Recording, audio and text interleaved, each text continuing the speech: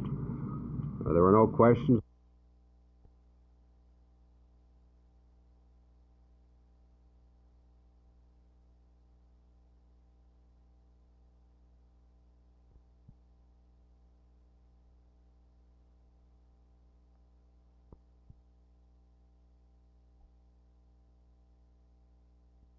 He came over to investigate and saw two of them assaulting the complainant here.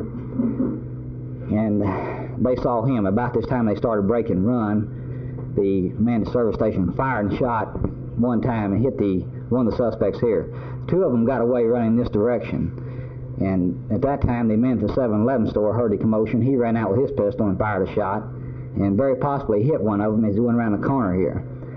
So we think we have one other suspect shot in addition to the complainant here. What is Mr. McBride's condition at this time? His condition is serious. The last I heard, the suspect is critical at this time. Do you know, all total, how many shots were fired by Mr. Jim Bunch, who is at the station? I really don't know. Total several shots. I don't know how many. Do you know how many people altogether were involved in the attempted robbery? There was 3 males and two females, yes. Okay, in other words, 4 of them got away and one is the one that is in hospital this time. Right, that's correct.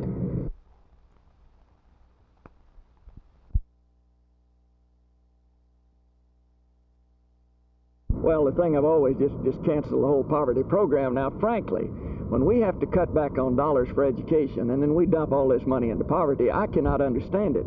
You know, that poverty program at home, we're putting more and more people on the poor rolls when we've been enjoying the most prosperous years we've ever had. And what we ought to be doing is putting them into job training programs, into manpower development programs, and teaching these people how to get a permanent job. We don't want them on permanent relief, and the good people don't want to be on permanent relief.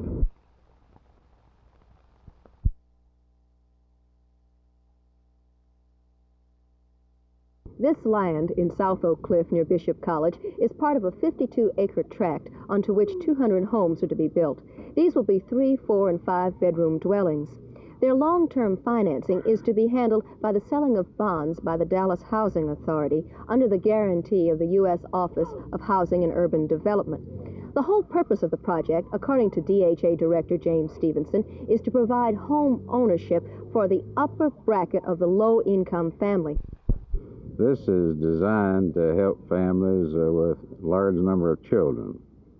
And in the low-income category, the income limits haven't been established as of yet by the authority, but it will probably be a minimum income of $3,600 a year to include both wage earners in the family, both man and wife, as a minimum income, and the maximum will probably be somewhere around $6,000 or $6,500.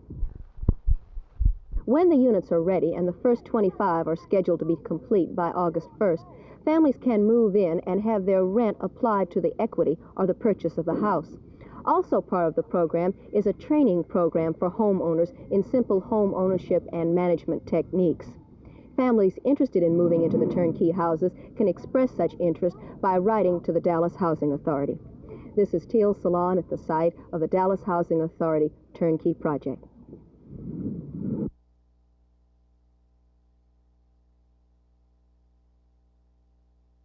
Mrs. Ayers, what happened when the plane hit your house? Well, I heard a roaring sound, and I went to get the kids out. The baby was laying on the divan, and the 2 girls was watching TV. And I went to get them out, and the oldest one headed to the back bedroom, screaming, and so I finally got her to hear me, to come back to the kitchen, and we went out the back door. To the back as far as we could. There was flame in the backyard where I guess it was the plane. It went back there because there was fire back there. And some neighbors hit the girls over, took the baby and put the girls across the fence. And then we come over here. Was there a lot of flame? Oh, yes, sir. It was just, the whole place was lit up. What were your first thoughts when you knew that it was a plane that had hit? To get the kids out. And you did that all right? Yes, sir. No incident? Yes, sir. It was so strong it blew my front door open. Hits with such force there at the front, it blew my front door open.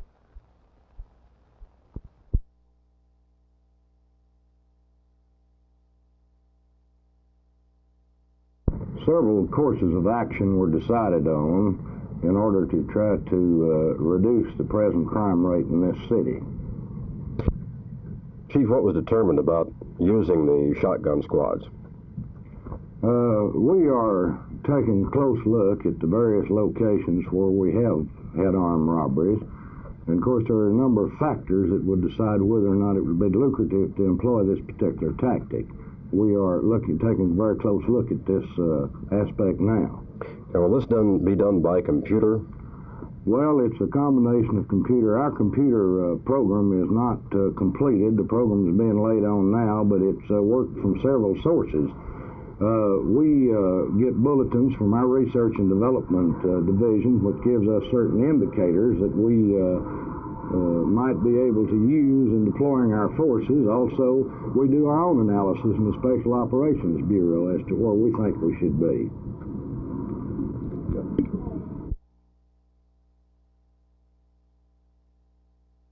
Don, how did the Fort Worth Museum of Natural Science and History come about getting this display? By accident, I think. We were just one of the museums in the country selected to show this, particularly because we represent a pretty large area. The people that come to this museum roughly represent 2.5 million people, I suppose, that will get a chance to see the rock. Consequently, they selected us. And the display belongs to who? NASA, the National Aeronautics and Space Administration. What have you been able to learn about this particular rock that will be on display here? Well, very little about what I've been able to learn. The little bit of information that has been published simply indicates that this sample, number 61, or this fragment of sample 61, is fairly heavy, that is, has a large number of heavy elements in it, and is not particularly susceptible to magnetic fields. It's a type of brexia that is one type of the samples that were brought back. Then this couldn't be necessarily called typical of the rocks that were brought back? Not really typical, it's just one of the rocks. Do you happen to know from what part of the landing area or what part of the moon it came from? Offhand, I can't tell you.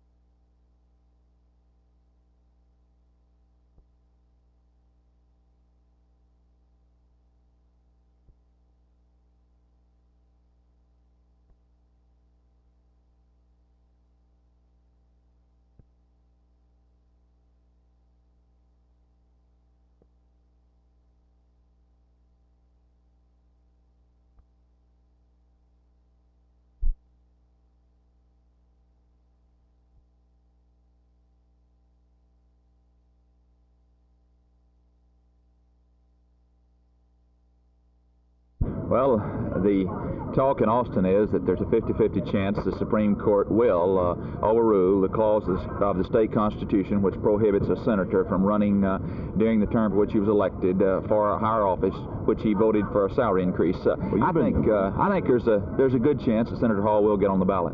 You've been down there watching it. Do you think that the intent was that the governor's office should be included in that constitutional provision? Well, it's very difficult to say what the Supreme Court's going to do, but I think probably when the Constitution was written, they were thinking about the legislature creating jobs or raising the salary of existing jobs and then trying to get elected to those jobs or getting appointed to them. It was really to protect Texas from the spoil system. Really, I doubt very seriously if the writers of the Constitution meant to include the governor's office in this, but I certainly could see how the court could interpret that the governor's office was a part of this constitutional provision and deny Senator Hall the right to run. I'm always in favor of people being to run for any office they want to in our state and our nation. I think it's a very healthy part of our political system.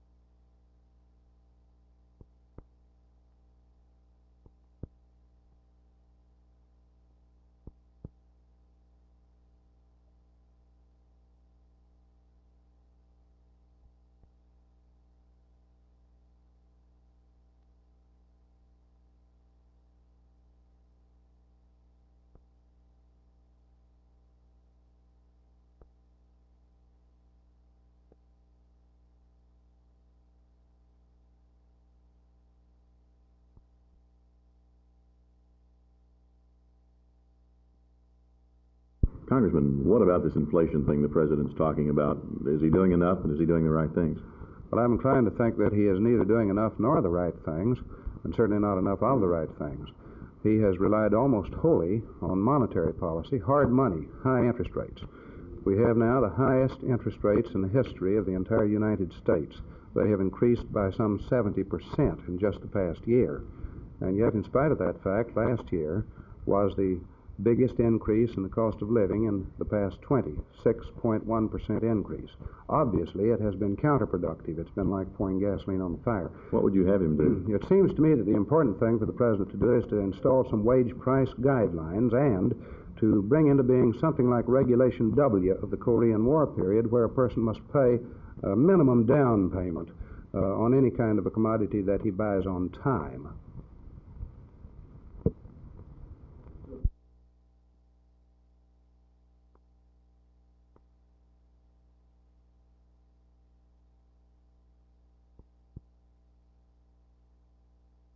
There are some people who have kind of slyly said, well, there are three Democrats to make sure that Mike McCool gets the nomination on the Democratic side because the Republicans think they can beat Mike McCool. Earl Lunar, the Democratic county chairman, seems to be trying to spread that rumor, but I don't believe he's heard it from any of us. I think the three of us are in this race because we want to make sure that Earl Cabell and Mike McCool have a serious opponent in November. This is a district that can be won by a Republican, and the Republican Party is going to do everything it can to make sure that it is won by a Republican. You are employed by a company owned by Sam Wiley. Does that mean that you have his tacit support for your candidacy? Sam Wiley is not the only owner of University Computing Company. He happens to be a major stockholder. I do have his support.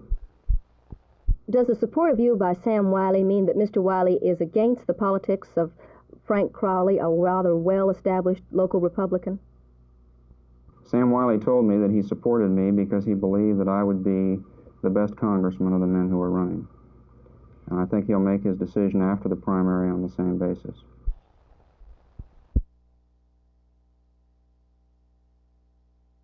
Mr. Ashford, the men and boys wear industry will pass the $20 billion mark this year. How does this compare to, say, 5 years ago? It's up about 20 to 25% total. What do you account for this? We account for it in, number one, the thrilling new men's fashions that people are wearing, the great colors, the great new looks in men's suits and neckwear, just a general more desire to have more clothes to look the part, to look fashionable. Men traditionally have worn their white shirts and their conservative business suits. How do you go about convincing a man that he should wear the fashionable menswear? Sell his wife. And how do you do this? I think the biggest impact in selling the women on men's fashion and the desire to see their husbands dressed up, to be very frank with you, color television. It's made such an unbelievable impact on the women, and I think also it's selling the men too. But the women are the big influence. Does it seem that men are more conscious of the status aspect of their clothing today than they were a few years ago? Oh, I think that's definitely true. This, I suppose, goes a lot with our affluent society, but people are buying more clothes, and this is the answer. We, of course, have had a population increase, too, but I think mainly people are having 6 or 7 suits where they had 2 or 3, and certainly a wardrobe of shirts. When you have all of these different colors, it has to be a total look.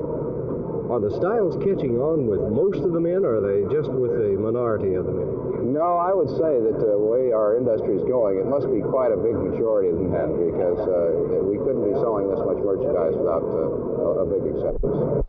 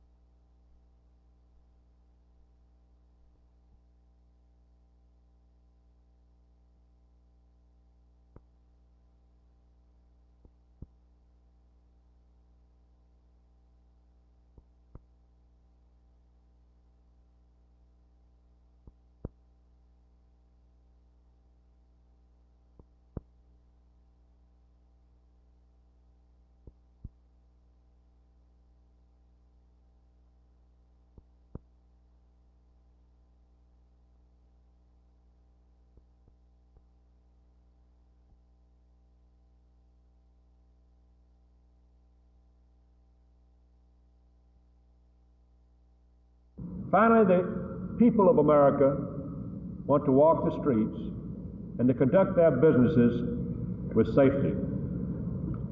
Crime is a problem that touches all of us, some directly and some indirectly through increased taxes, increased insurance premiums, and increased prices.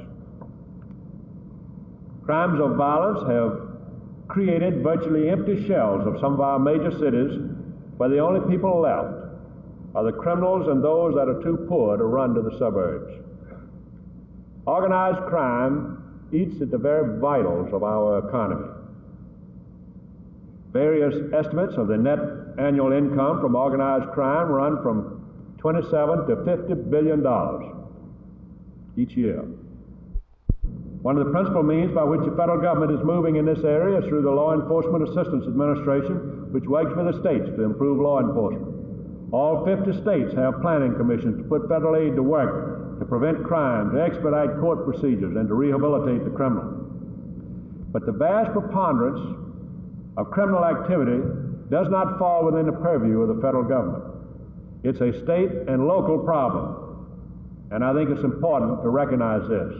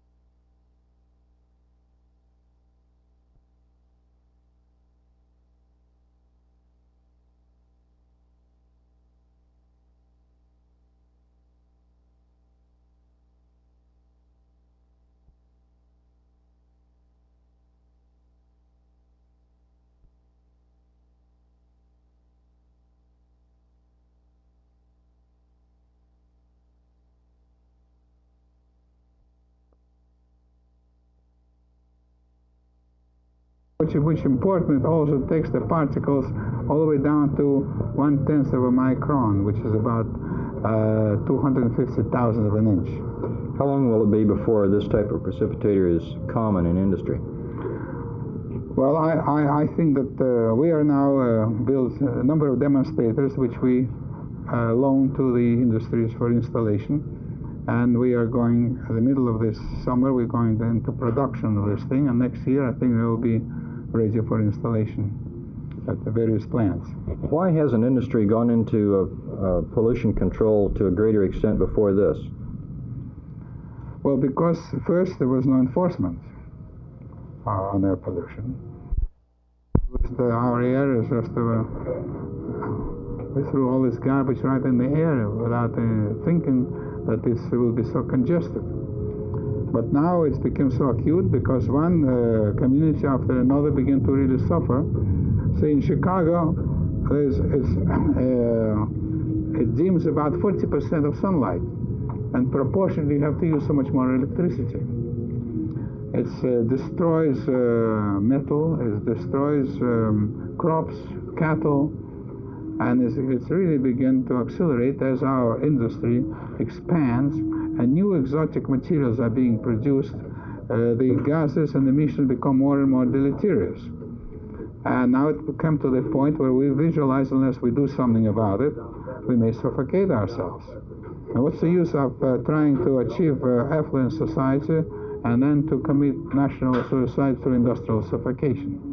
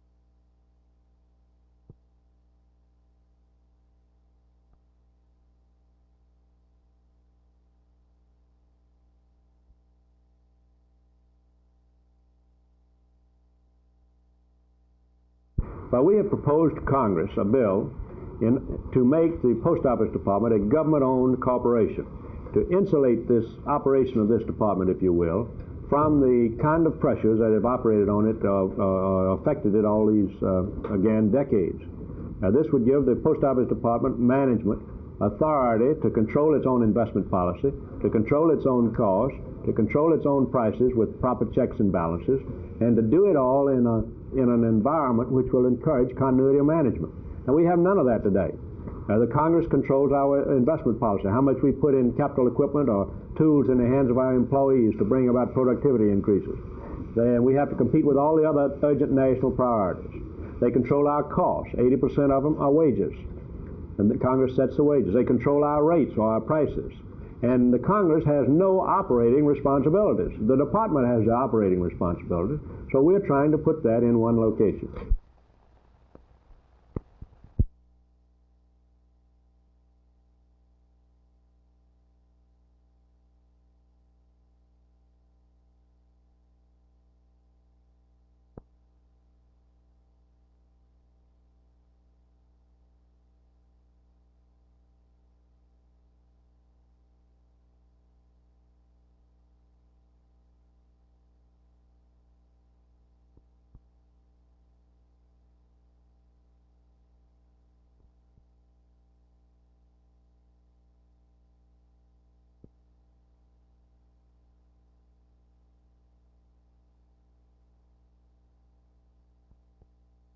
He said, I won't hurt either one of you unless I have to, and go to the vault.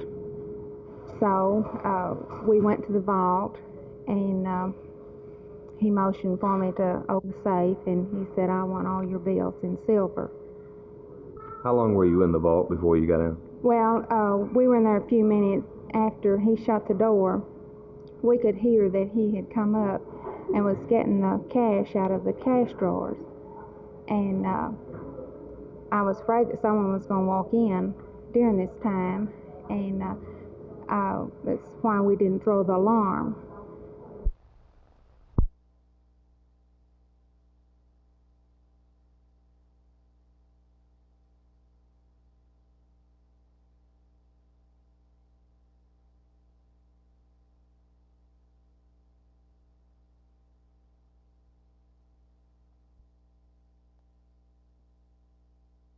Not at all. I do feel, however, that the voters of the United States in 1968 indicated by the selection of President Nixon that they wanted some changes, reform in the executive branch of the government, and also clearly indicated that they wanted some changes on the Supreme Court.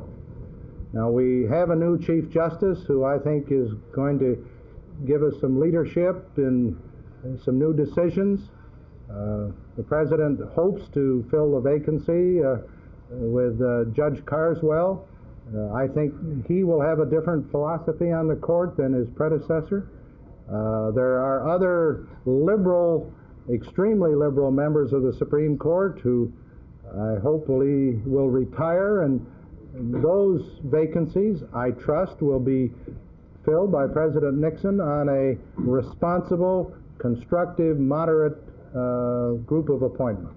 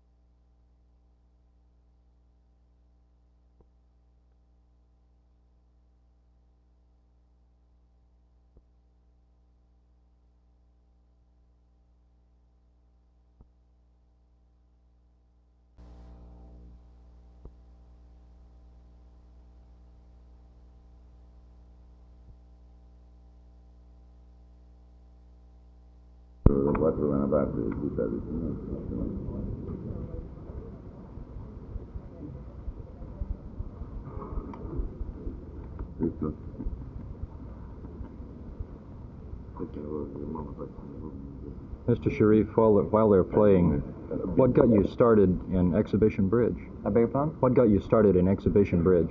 Well, merely the fact that I liked it so much that I wanted to play with the best players. So I went and asked the best players, who are the Italian players, if they would like to join me and form a team. And for that purpose, I formed this circus. How about playing bridge with women? Huh? Bridge with women? I'd rather do other things with women than play bridge. Are there no good women who play bridge also?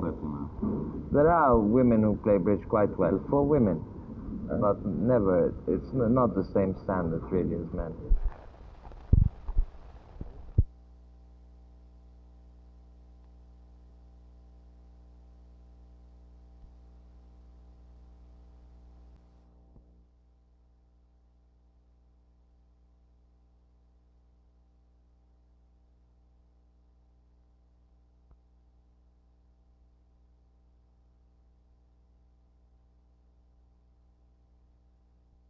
The Dallas County War on Poverty Agency has completely restructured itself, at least in principle, by a vote of the Board of Directors. Under the revision, the Board of Directors will be reduced from 51 to 27 members. The Executive Committee will be reduced to a total of 6 members. According to Chairman Dean Galvin and to Bennett Miller, the Acting Director of the War on Poverty Agency, this is a more wieldy number, and it will be easier to work with. Mr. Miller had some other comments concerning accounting procedures. A single receipts and disbursements journal for all Office of Economic Opportunity programs. Fund balance is accurately determined at all times. All current and future contracts for supplies and/or services to be reviewed and in proper written form. A complete and accurate physical inventory of property to be made and kept current. Cap 15 reports for any current month will be tied into the book of accounts. Any delinquent Cap 28 reports for the previous program years will be filed accurately as to all details. And let me make one admission right here. I've been on this job for less than 2 weeks, and some of the CAP numbers are still Chinese to me. But but I do know what has to be done. I cannot relate the numbers to the words just yet, but I know what needs to be done on this. The details of the structural changes are yet to be worked out by the Board of Directors.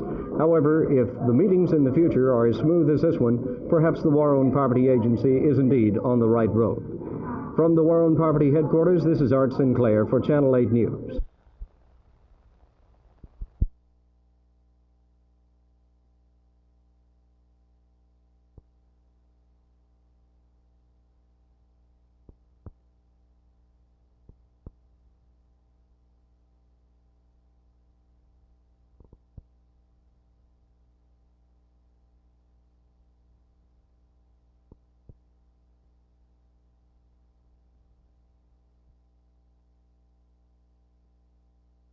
Because the state laws pertaining to public education are not being administered fairly, the 3 school districts are losing each year millions of dollars to which they are rightfully entitled. In 1969-70, for example, the 3 school districts are being penalized more than $13,600,000. Fort Worth is losing $2,632,878. Houston, $5,587,960, and Dallas, $5,395,487. I would like to stress that these millions of dollars rightfully belong to these 3 school districts, and the 3 districts would be receiving this additional money if the State Board of Education and its commissioner were administering the state laws equally and fairly and uniformly. We are not seeking anything to which we are not entitled. We are seeking only an even break with other school districts.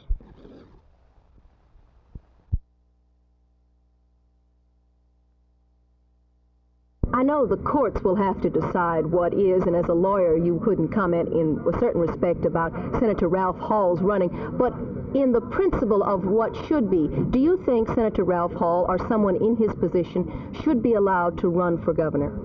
Well, I haven't really studied the constitutional provision. I think the courts will make the final decision. And if I had my way, I'd say let's forget out and let Senator Hall get into the race with Governor Smith. I'm all for it. Which one would you rather run against, Senator Hall or Governor Smith? No, I used this line in '68 when we had about 13. They said, which one do you want to run against? I'm going to use it again. I want to run against the winner. It worked then. I'll say the same thing. The winner of their primary, that's the man I want to take on.